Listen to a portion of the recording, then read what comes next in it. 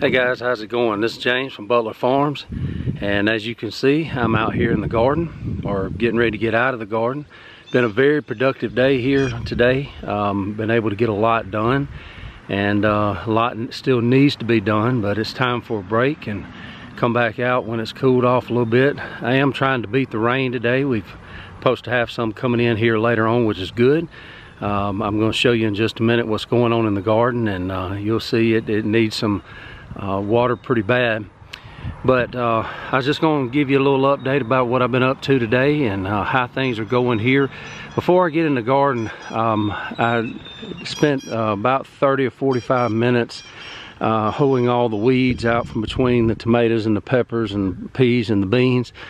And normally that would take a little bit longer than that, but several years ago now, I gave up on regular hoes. They were they just work you to death, and I found one that I really like. I was going to share it with you here.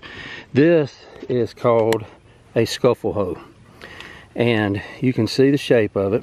It's sharp on both sides, and what it allows me to do is I can go in either direction. So instead of constantly having to pull and pull and pull like with a regular hoe and just wearing you down, I can simply go back and forth and just cover a lot of ground very quickly.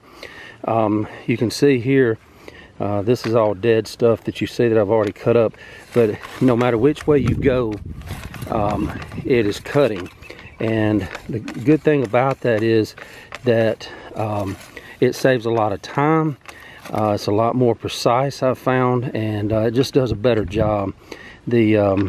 I damage a lot less plants because, you know, when you get tired, you start getting a little bit careless, and it just happens that way sometimes. But I did want to show you that because that's one thing I use down here on a regular basis. There are times where I use a regular hoe on certain things, but to come between the rows and cover ground in a very quick manner, I use the scuffle hoe, and I was able to do this entire garden. Now it's warm out here today, and as out of shape as I am, it was not the most fun job in the world, but I was able to do it in about 30 minutes. So that's a lot less time than what it used to take with a regular hoe. But enough about that. I did just want to bring you a little update about what's going on out here. You can see the tomato plants are coming on strong. I've got blooms on some of them, as bright as it is right now, even though it's starting to cloud up. As bright as it is, you probably won't be able to see those. The pepper plants up there, of course, they're going to be a little bit behind, but they're all coming along well. I've replaced a couple this morning. I still have plants up there in cups. They're all getting ready to go somewhere, but I did have some extra pepper plants, so I was able to replace those. You can see I've got my strings up, starting to get some of these tomato plants under control. Some of them aren't doing what I need them to do, but that's all right. We'll get those fixed. You can see the blooms coming on some of these tomato plants here. Little bitty blooms coming. There's a good bunch of them there. But this is what I mainly wanted you to see. These are the Cherokee yellow wax beans down here, and got a pretty good stand of them. They're the taller of the ones. Now the little shorter ones are the Mississippi pink eye purple hull peas. I'll talk about those in just a moment, but you can see I've got a pretty good stand of those up through here.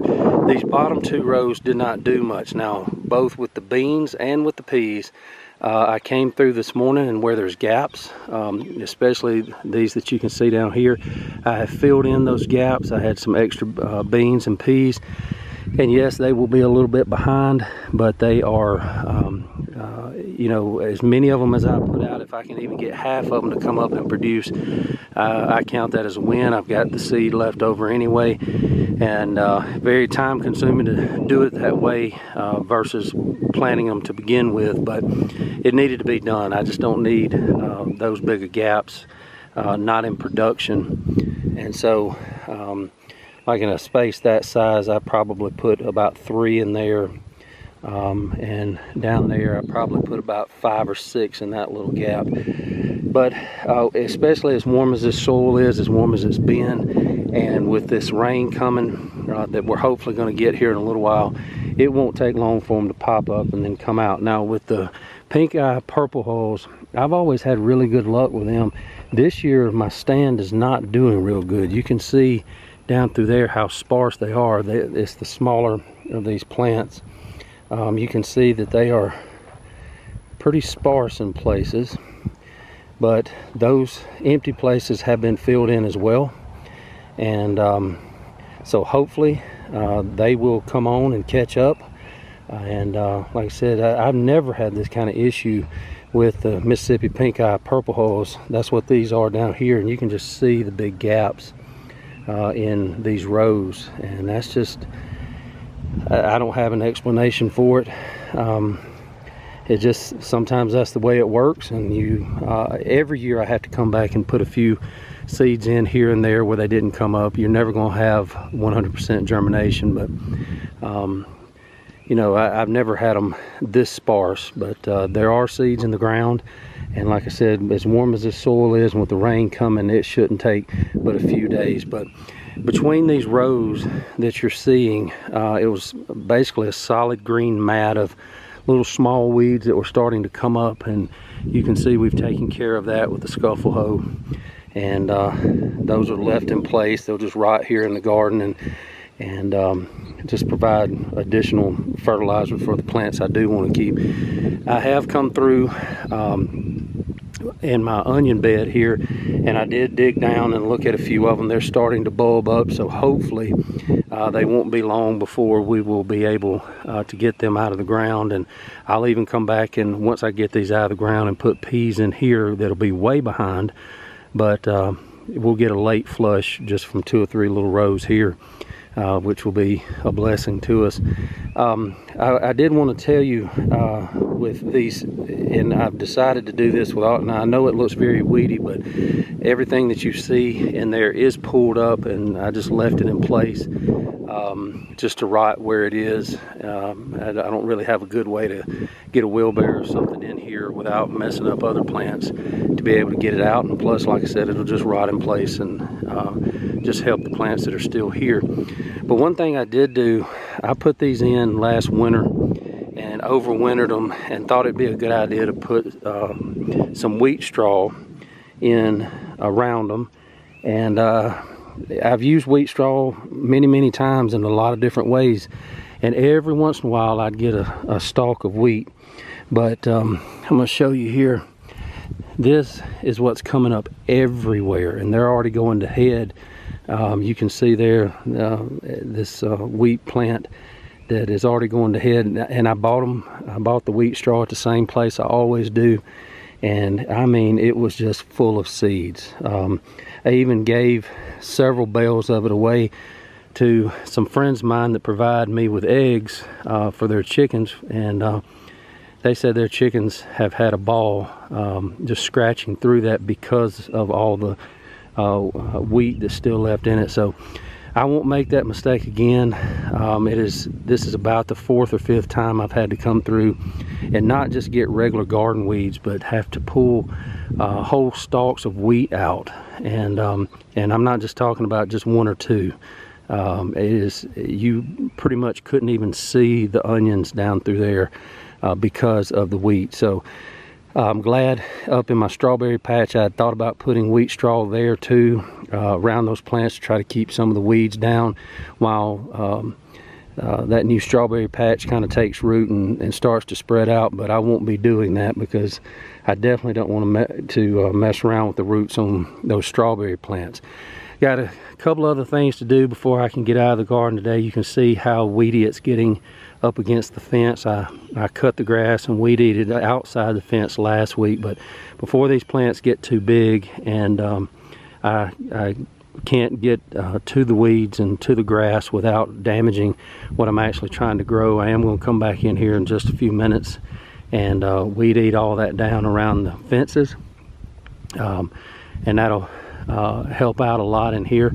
The other thing I did is up there where you see my blueberries and my fruit trees, I did fertilize those this morning. They got or just a few minutes ago actually. That was the last thing I did before I started this video.